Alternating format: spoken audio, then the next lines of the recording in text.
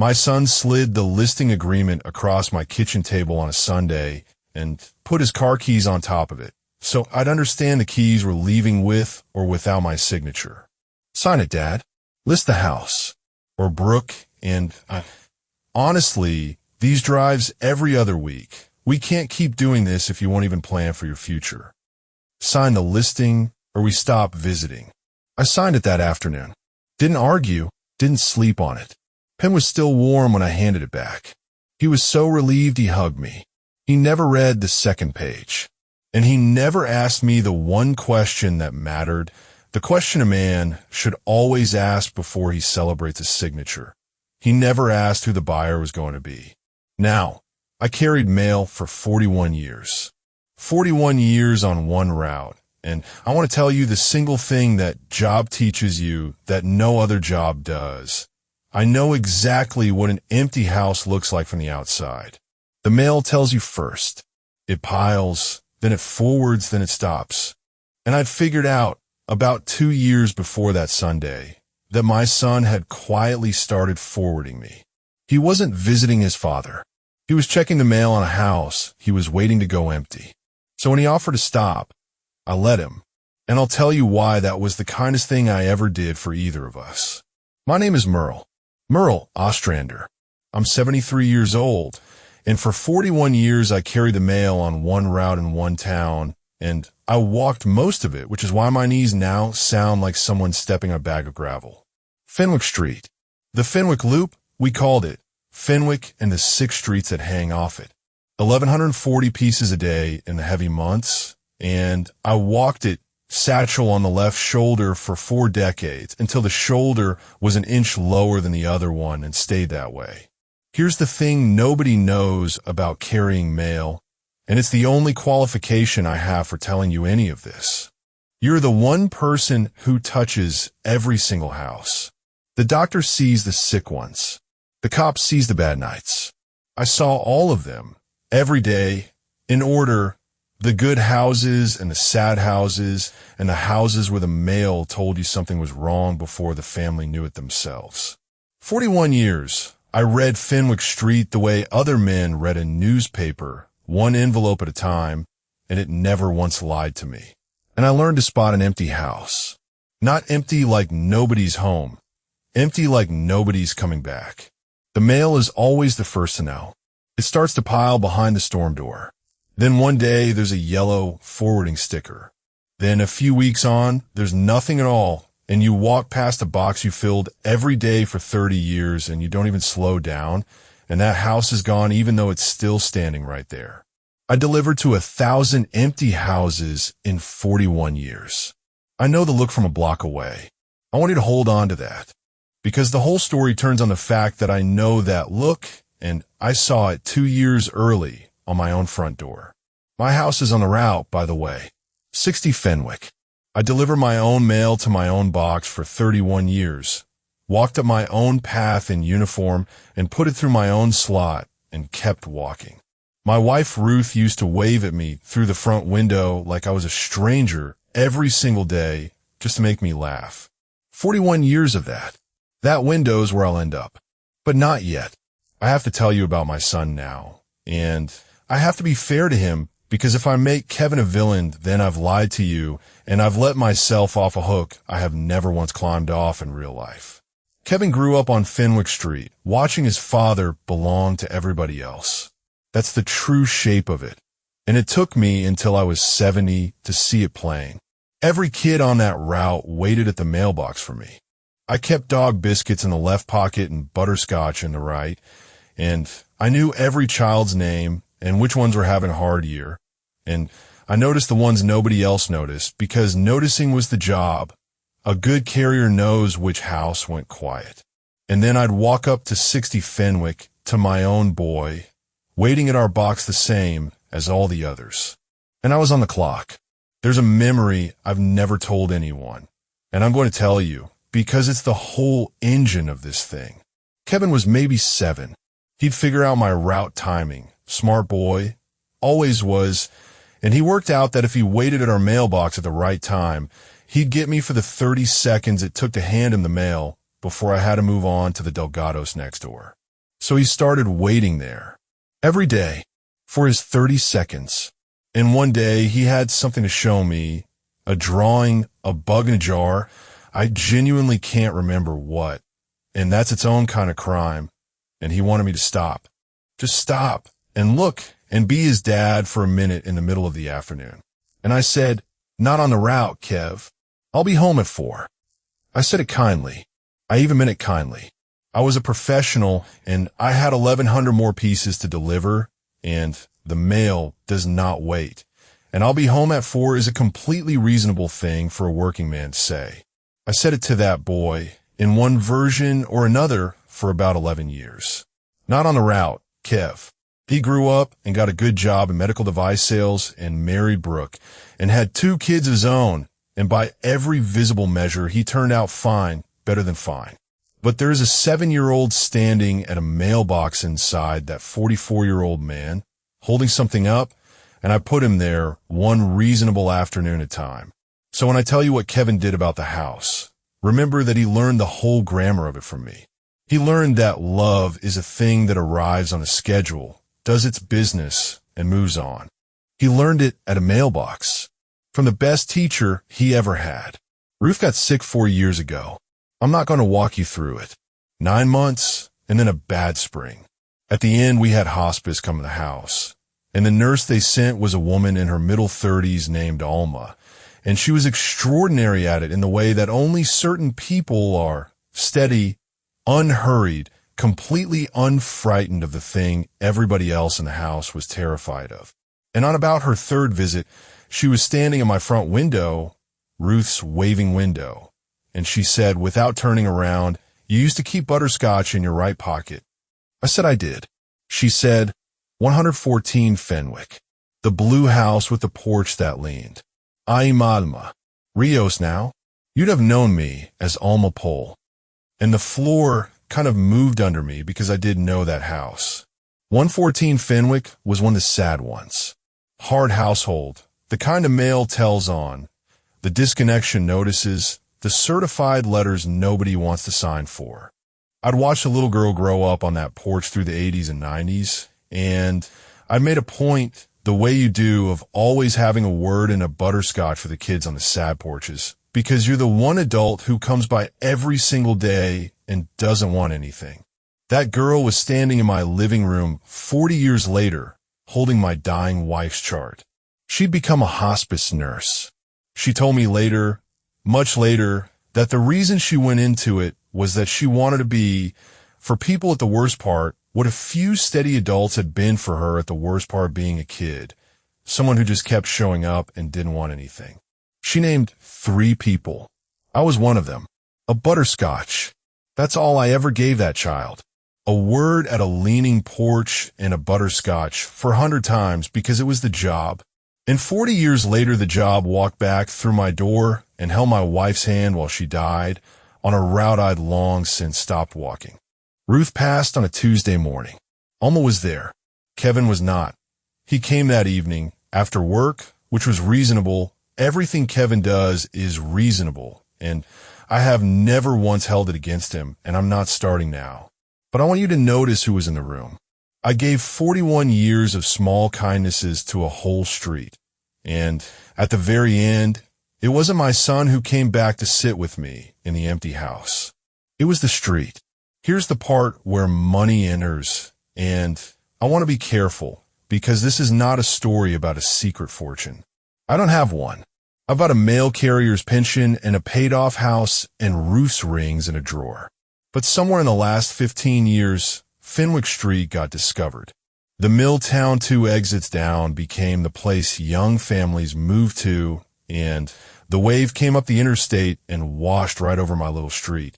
And the houses I used to deliver disconnection notices started selling for numbers that would have made Ruth sit down. The blue house at 114, Alma's leaning porch, flipped, gutted, $600,000. My plain 3-bedroom at 60 Fenwick, bought in 1978 for a number I'm embarrassed to say out loud, is worth something now that has no relationship at all to the life that happened inside it. And that number is what changed my son. I don't say that to be cruel. I say it because I watched it happen the way I used to watch a house go quiet, slowly, then all at once. About 2 years ago, the visits started. Every other Sunday, Kevin and Brooke, regular as a route. And they were pleasant, and the grandkids came. And on the surface, it was everything a lonely old man is supposed to want. But I'd carried mail for 41 years. I know a scheduled delivery when I'm standing inside one. The conversation was always, gently, about my future, about whether 60 Fenwick was really practical for me now, about a very nice one-bedroom place out by the highway that Brooke had, coincidentally, a brochure for, about how the market wouldn't stay this hot forever, and how it would be so much less stressful if we got ahead of it. They were forwarding me, kindly, on a schedule, a yellow sticker at a time. And every other Sunday, I watched my son sit in the house he grew up in and see an asset where the living room used to be, and I thought about the boy at the mailbox, and I understood something that I want to give to you, because it cost me everything I had to learn it. A house is never emptier than when it's full of people waiting for you to leave it. The Sunday it came to a head, Brooke had brought her agent's listing agreement already filled out, which told me they'd been to see the agent before they came to see me, which told me everything. And Kevin put his car keys on top of it. I don't think he even planned that. I think he set his keys down and only afterward, watching my face, realized what he'd said without saying it. The keys are on top of the papers, Dad. The visits and the signature are the same object now. Sign it, Dad. Or honestly, these drives every other week. We can't keep doing this if you won't even plan for your future. And here's the fork, and I want you to sit in it with me the way I sat in it, because it was real, and the wrong choice was the comfortable one. I could have said no, and here's what saying no would have bought me. Everything I supposedly wanted. Kevin would have kept coming. Not out of love, out of leverage, out of the hope that the old man would come around, but he'd have come every other Sunday, and the grandkids would have come, and my driveway would have been full, and I would have sat at the head of a table surrounded by my family for whatever years I have left. Rented. Every Sunday of it. Rented, and both of us knowing the price. But full. A full house is a full house even when you're paying for it by the visit. Or I could sign. And signing meant Kevin would mean it. He'd stop. He doesn't bluff. He's my son. He learned finality from me. Signing meant an empty driveway on Sundays and a phone that didn't ring, and it meant doing in public the exact thing my son had accused me of my whole life, choosing to route over him, because of what I was going to do with that signature. I was 73 years old, and I finally understood that I'd spent my entire life buying and selling presents like it was a commodity on a route, and that my son was standing in my kitchen offering to sell me his, and that the only way to stop the transaction, the only way, was to refuse to make the purchase, even though the thing on offer was the one thing I wanted most in the world. So I signed it. That afternoon, I did one thing before I did. The listing agreement has a line on the second page. Everyone does. It's called the reserve buyer exclusion, a spot where the seller can name a party he intends to sell to directly, outside the agent's commission, a buyer the seller already has in hand. Kevin didn't read the second page. Brooke's agent had left it blank, the way they do, assuming there was nobody. I filled it in before I signed. One name, in a hand that spent 41 years making addresses legible. Then I signed under it and handed it back, and my son hugged me, relieved, and drove away with his keys and never asked the only question that mattered. I sold 60 Fenwick to Alma Rios, the nurse from 114, the girl from the leaning porch. I sold her the house I raised my son in at a price a hospice nurse with 2 kids could actually carry, well under what Brooke's agent would have gotten from an investor, and not $1 of it went through Brooke's agent at all, because of one line on a second page nobody read. Kevin found out 3 weeks later, at the closing table he wasn't at, from a settlement statement his own mother-in-law's firm had processed. And he came to my new place, a small 2-bedroom. I'm fine. I'm better than fine. and he stood in my doorway, and he was not the composed man from the every other Sunday visits. He was the boy at the mailbox, and he was holding something up, and it was rage, but underneath the rage was the oldest thing in him. "A nurse," he said. "Some woman off your old route. You gave her the house. Of course you did. Of course she gets it." And then, quieter, the whole thing. "You'd rather give it to the street than to me. You always would." And that was the moment. 15 years of the wrong order, and every man in this family who ever got a chance to say the true thing first and said the small thing instead. Wendell went quiet. Harlan led with the verdict, and I said, "Not on the route." This was my chance to finally get the order right, and I almost blew it too, because my first instinct was to defend the decision. The house, the price, the line on the second page. I didn't. For once in my life, I put the love first. I said, "Kevin, before we say one word about the house, I owe you a thing I've owed you since you were 7 years old. And I'm going to say it now while I've still got the breath. I heard you at that mailbox. Every day, you'd have something to show me, and I'd say, 'Not on the route. I'll be home at 4. And I meant it kindly, and it was the cruelest thing I ever did to anybody, and I did it to the one person I'd have died for. I taught you that love comes by on a schedule and doesn't stop. You learned it perfectly. You've been standing at that mailbox your whole life, son, and I'm the one who put you there." He didn't say anything. 44 years old in my doorway. And then I told him about the house. Not as a defense, as the truth. "You can have every dollar, Kevin. I mean that. I don't need it. I'm an old mailman in a 2-bedroom, and Alma's paying me a fair number over time, and it's more than enough. You want the proceeds, they're yours, all of it. I'll sign it over tonight. But I couldn't give you the house. And I need you to understand why, because it's the only thing I actually know. The house was never money. You've been looking at 60 Fenwick for 2 years and seeing a number, and I don't blame you. The whole street turned into numbers. That's not your fault. But that house was where I failed you for 11 years and finally came home at 4. It's Ruth's waving window. It's not an asset, and I couldn't hand it to somebody who could only see the asset because it would have stopped being the house the second I did. I gave it to the one person left alive who knows it was never worth what it's worth. I'm not going to tell you Kevin forgave me at the door because he didn't, and this family doesn't do that, and you'd know I was lying. He took the proceeds. I insisted, every dollar, signed over, and I'd do it again because the money was never the thing, and I wasn't about to let it start being the thing between us now. He was cold about it for a good while. The visits didn't start back up. The every other Sunday slot stayed empty, and I sat in my little 2-bedroom on those Sundays, and I did not pretend it didn't hurt because it did, and pretending is how I got here in the first place. But something did happen, and it happened the way real things happen, which is quietly off the schedule when nobody arranged it.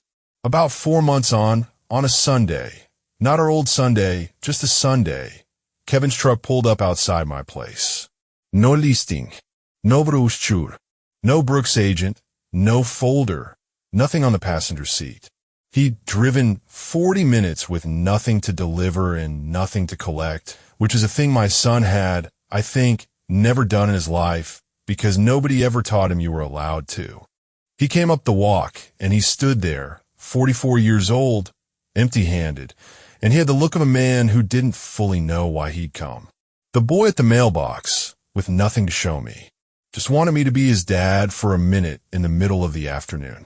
And 40 years too late, but not, it turns out, too late. I found out that day it is somehow never quite too late. I did the one thing I never did on the route. I stopped. I didn't say I'll be home at 4. I didn't have 1,100 pieces to deliver. I didn't have anything on earth. I needed to do more than this. I put my hand on my son's shoulder and I said, "Come in, Kev," and I gave him the thing I'd rationed his whole childhood, the only thing I ever actually had to give anybody, the thing that was never for sale and never on a schedule and never, ever an asset. My whole attention, for as long as he wanted it. with nothing moving on to the next house. We didn't fix it that afternoon, but we started at a kitchen table with nothing on it. No listing, no keys, no papers, no numbers. Just the two of us and 40 years, and finally, no route to get back to. Here's what 41 years of carrying the mail taught me. You're the one person who touches every house. And so you're the one person who learns what a house actually is, which is not what it sells for.